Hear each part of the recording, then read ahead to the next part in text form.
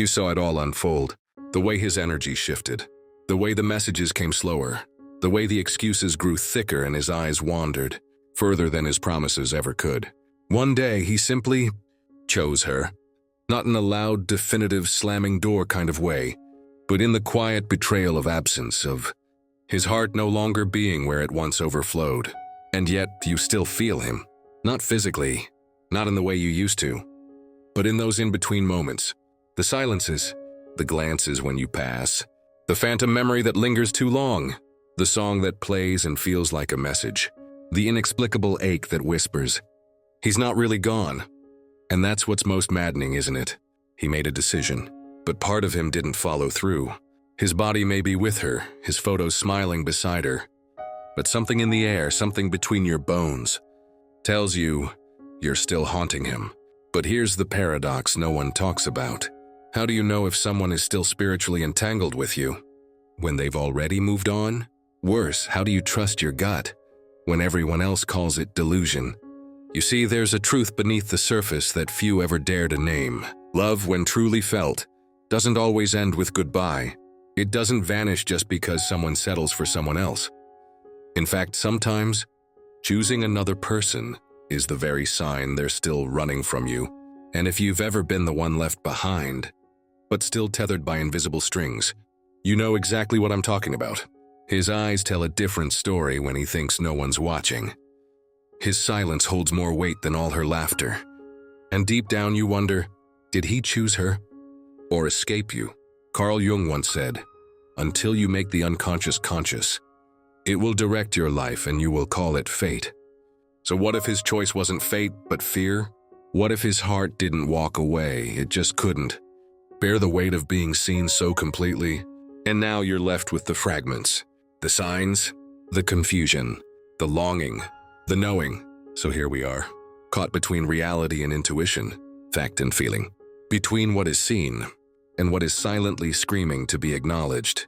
This isn't about chasing ghosts or rekindling fantasy. It's about learning to recognize when a soul bond still pulses underneath the ashes of what was. The question isn't just, is he thinking about you when he's with her? The real question is, what is it about you that he can't forget, even when he's in someone else's arms? Let's unravel that unspoken truth. The emotional residue he can't erase. You'd think it would be simple. A man leaves, he moves on. He posts pictures with someone else. Maybe they look happy. Maybe it even looks effortless, like he slipped into a new chapter without even a glance back. And yet, something doesn't sit right. It's not in what he says, it's in what he avoids. Not in what he shows, but what he forgets to hide.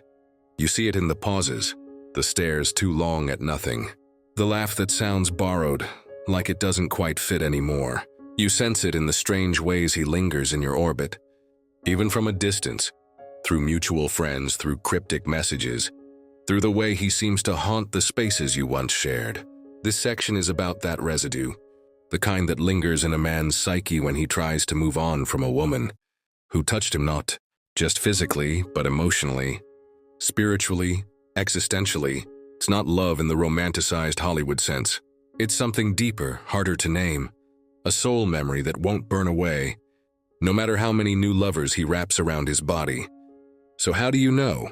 How do you decode the ghost trails of his unspoken regret?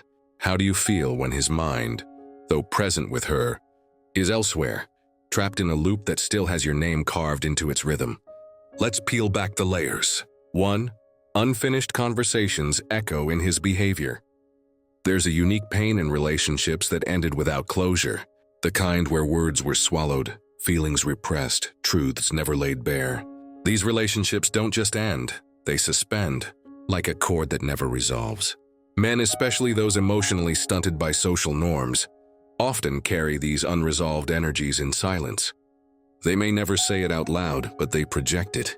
In their frustration, in their quiet resentment toward the new partner, who unknowingly steps into the shadow of a past they haven't fully digested. You might see it in how he compares her to you, not obviously, but subtly. She doesn't get me the way you did. We don't talk like we used to. She's great, but that but is everything. That's the echo. Carl Jung once said, "Until you make the unconscious conscious, It will direct your life and you will call it fate. A man who never processed what you meant to him will inevitably bring you into the next relationship as a phantom limb, an invisible ache that refuses to be amputated. Dewey, the projection of you onto her. This is where things get even more complex. He might act annoyed with you, avoid contact, or go cold yet still be mentally wrapped in you. Why? Because the human psyche doesn't let go of deep attachment easily, especially not when it was forged in vulnerability or trauma bonding. Instead of grieving properly, many men project. They project your qualities onto the new partner, often unconsciously, and when she doesn't behave like you, he feels agitated, but he doesn't realize why. This is often misinterpreted as dissatisfaction in the new relationship, but in reality it's grief misdirected. His soul is still aligned with the past, while his body plays pretend in the present. When he touches her, he may be remembering how you used to trace his collarbone in silence. When she talks, he may be internally measuring how her voice lands compared to yours. He's not with her. He's chasing your ghost through her eyes. It's unfair. It's selfish. But it's real. Dewey, obsessive silence. Why he doesn't reach out but still feels you. Here's a paradox. He may not call you. He may never text you again. He may even block you. But if your soul is still tethered to his in a deep way, he will carry you in his silence, like a wound stitched too tightly. And ironically, this obsessive silence speaks more than words. Psychologically, suppression intensifies emotional energy. The more he forces himself not to think of you, the more his unconscious does.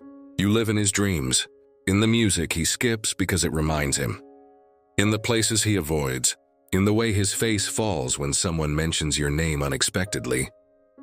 You exist in the quiet, and that is no accident. As Nietzsche once said, what we do not bring to consciousness appears in our lives as fate. The betrayal of familiarity.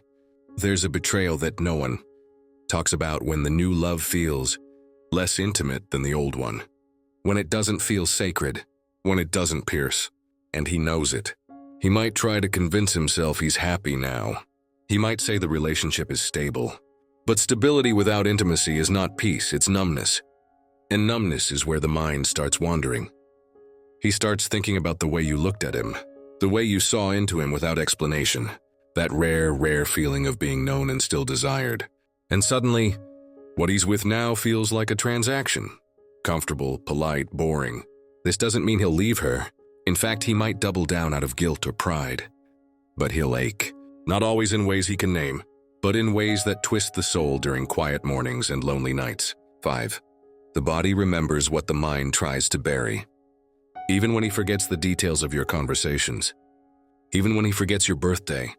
Your perfume, the sound of your laugh. His body remembers you. Neurologically, attachment memories are stored in the hippocampus and limbic system, regions associated with emotion and memory. When you shared intimate moments with him, especially during emotionally heightened states, you imprinted on his nervous system. That's not poetic. That's neuroscience. So when he hears a certain song, when he catches a whiff of something similar to your scent, when he passes a street you once walked together, his body fires. Not consciously, but somatically. It's the ache that whispers you're still here. This is the residue of connection that no new relationship can erase unless it reaches the same depth. And few do. Even in moments of supposed intimacy with her, there are pieces of you that interrupt his silence.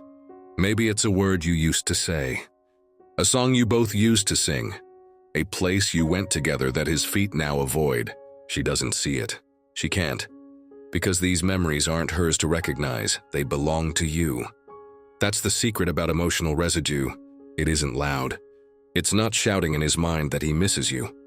It's not obvious like tears or phone calls at 2 a.m. It's quiet, haunting. It's the way his body remembers what it felt like to be safe in your presence.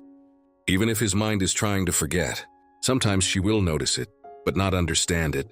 She'll wonder why he seems distant after certain conversations, why he gets moody when he passes a place tied to your memory, why he sometimes stares off for too long, as if chasing a shadow no one else can see.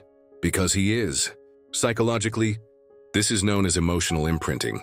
When a person becomes tied to your nervous system, when their presence shaped not just your memory, but your internal rhythm. Your laugh became a familiar sound, your presence a safe haven. When such emotional depth occurs, it doesn't vanish when a new person enters the picture. It lingers, especially when things with her aren't deep enough to replace what was felt with you. Carl Jung called this the return of the repressed. When something deeply buried resurfaces because the psyche can no longer contain it. And when love has been denied its proper closure, the mind leaks reminders through the subconscious, finds its way back through smell, touch, or even dreams. This is why you might feel his energy pulling on yours, even when you haven't spoken in months. You wake up feeling watched. You sense someone thinking about you before they reach out. You try to move on, but there's an invisible thread tugging at your heart. It's not just fantasy. It's not delusion. There are spiritual ties that transcend physical presence. When a connection was formed on a soul-deep level, breaking it isn't as simple as changing relationship status or switching who occupies his bed. He may be with her, but a part of him is still lost in you. And here's the thing, he knows it. Not consciously, perhaps, but in the way he compares every detail of her to you, in how he resents her for not being able to give what only you gave, in how every moment that feels shallow with her only reminds him how deep it was with you. This inner conflict creates psychic dissonance, the tension between his outer choice and his inner truth. And the longer he suppresses it, the louder it gets. You don't have to chase after answers. You don't need confirmation, because if your intuition is whispering this truth to you, it's already happening. But the real question is not whether he's thinking about you. It's this: why does a part of you still need to know? And with that, we arrive at the real confrontation, the deeper truth buried underneath all the longing and wondering. A truth not just about him, but about you, about what still remains unresolved inside your own soul. Are you ready to face it? The invisible threads, how his energy still reaches you.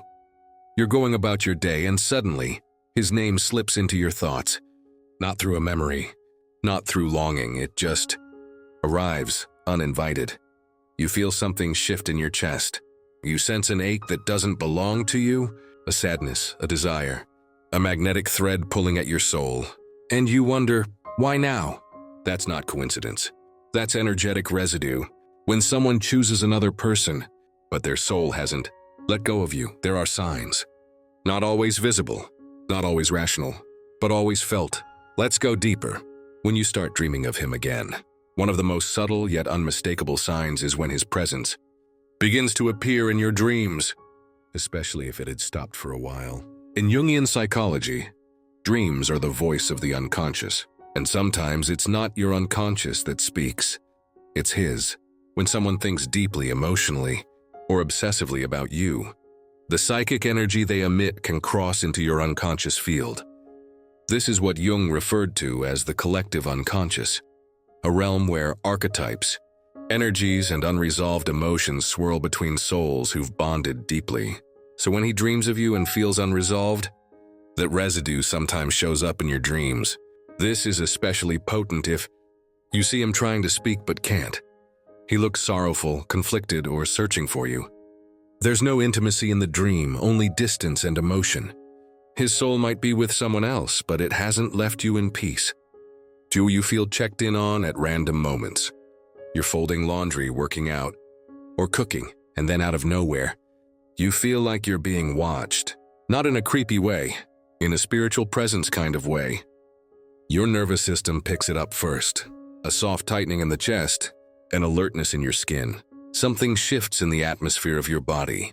What you're likely experiencing is what mystics call energetic recall, when someone thinks of you so intensely that their emotional energy echoes into your emotional field. You can feel this especially if your bond with him was once spiritual, intimate, or traumatic. It's not uncommon to feel a sudden emotional wave with no trigger, an urge to check your phone even though you know he won't message, a tightness in the solar plexus, the place of psychic memory. You're not making this up. You're remembering each other through emotion. 3. He starts showing signs of unspoken guilt. Even if he never says it, you'll notice it in his behavior, through shared friends, social media, or subtle cues. When a man is with someone new, but can't let go of what he lost with you, His spirit becomes fragmented. His actions will reflect a contradiction. He may watch your stories without interacting, subtly mention you in conversations, show signs of trying to compensate with the new woman. But something always seems off. Guilt doesn't always show through apologies. It leaks through behavior. This is not about flattering your ego. It's about seeing that even when people pretend they've moved on, their souls often haven't. And you feel that because your soul still listens. For he mirrors you without realizing it.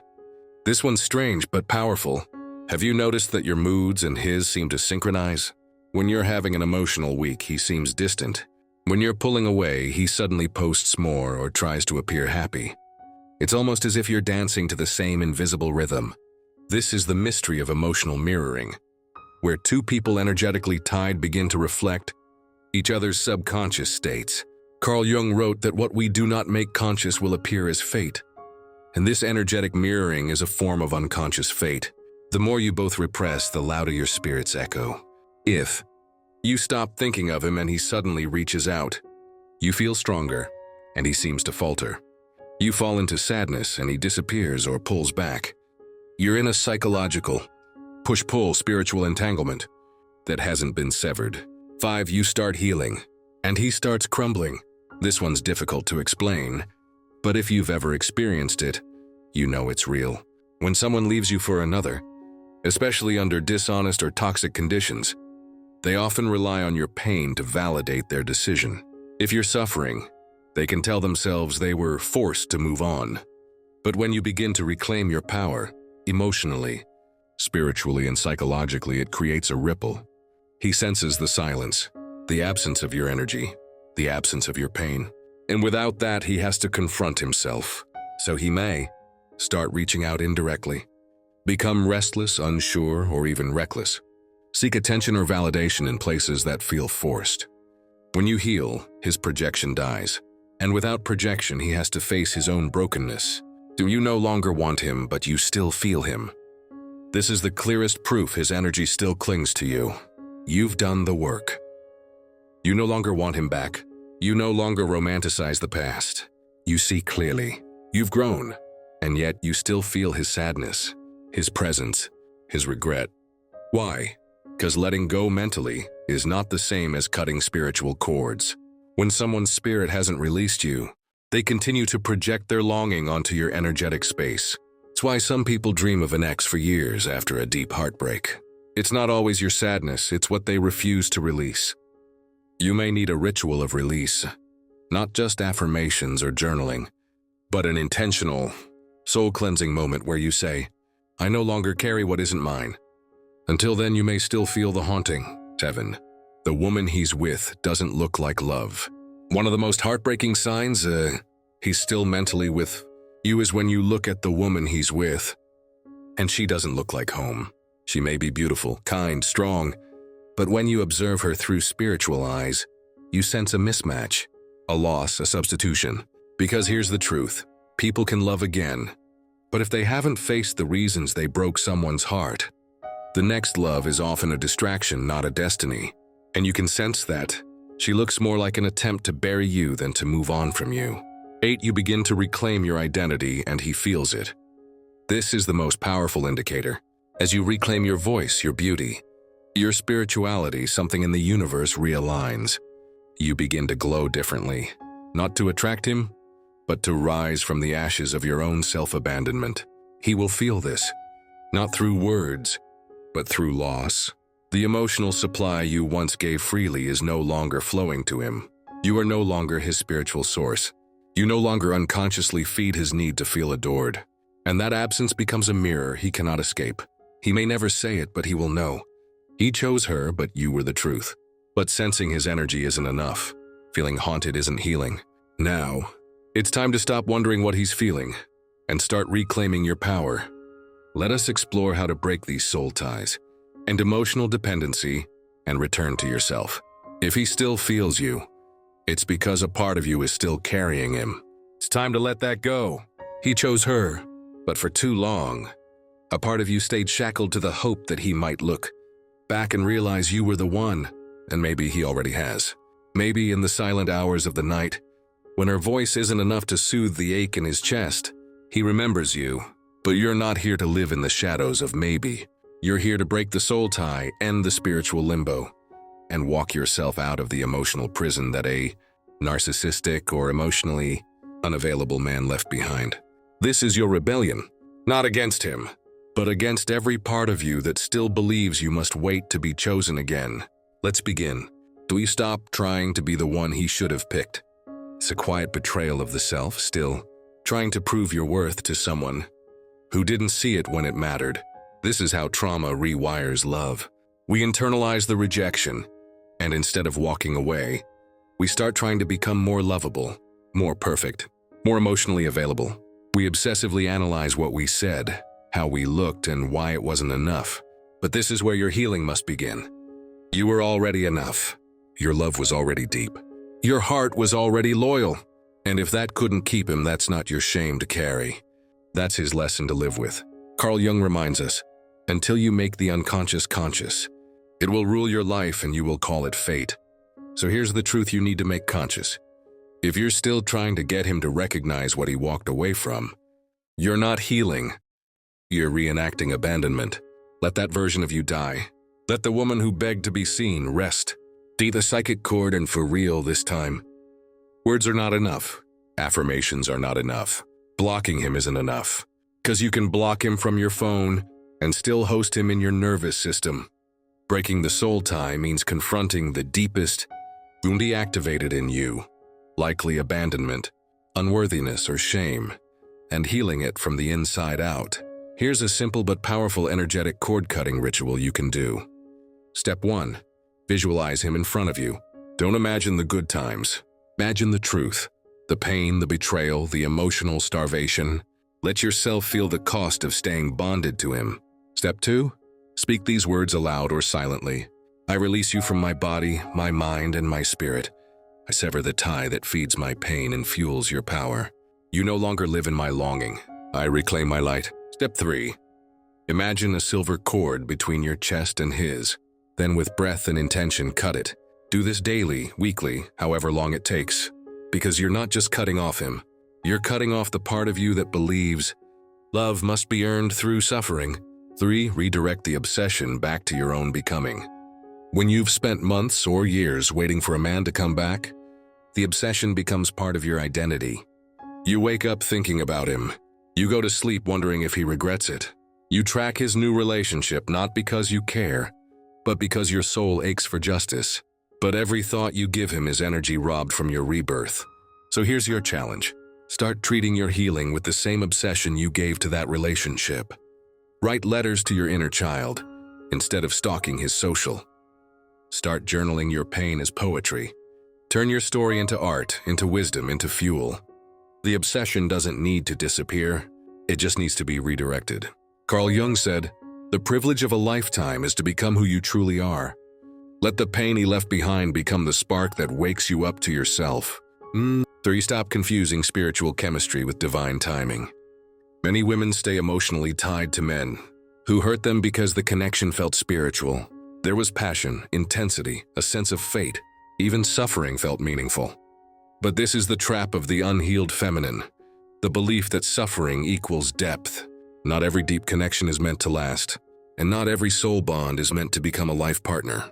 Some of the most spiritually potent connections are designed to crack you open, not complete you. So if you're still telling yourself, "We're twin flames," it's just not the right time. He'll come back once he grows. Then you are not grounded in your healing. You are grounded in fantasy. Divine timing only serves you if you're living a divine life in the present. Stop waiting, start living. Do to begin dating yourself the way you wish he had. You've given your best love to a man who couldn't hold it. Now give it to the one who can, you. This isn't cliché, it's science. When you begin meeting your own emotional needs, presence, tenderness, validation, excitement, you begin rewiring your brain out of anxious attachment. So try this. Take yourself on weekly solo dates. Write daily love letters to your future self. Record voice memos speaking your truth and play them back as reminders of your power. Because here's the truth. The more you emotionally invest in yourself, the less space you leave for someone who never did. Let the new woman have him, but take back your soul. This might be the hardest step. It's easy to resent the woman he chose. It's easy to vilify her, analyze her, envy her. But she's not the real issue. Your attachment is. The more you focus on her, the more you leak your energy. So let her have him. Let her learn the truth in her own time. Let her carry the burden of what you've outgrown. You're not here to compete. You're here to complete yourself. And no man can give you that, not even the one who made your soul burn with longing. 7. Rewrite the ending. You didn't get closure. He didn't give you the truth. But you are no longer at his mercy. You get to rewrite the story, not to erase the pain, but to claim the power. So here's your new ending. He walked away. I thought I was losing love, but I was only losing the version of myself that begged for it. Now I rise, whole, clear, unavailable to confusion. He chose her, and I chose me. Say it until it feels like truth, because one day it will be. Final words. He may still think of you, but that's not your healing. Let him think of you. Let him wonder. Let him regret. But do not let his energy keep you trapped in an emotional purgatory. You don't need to wait for karmic justice. You are the justice when you stop chasing closure and start living your rebirth. He chose her, but your soul is not second place. It is a galaxy waiting to be reborn. Choose yourself. Completely. Finally. Unapologetically. If this has resonated with you, subscribe for more and share with someone.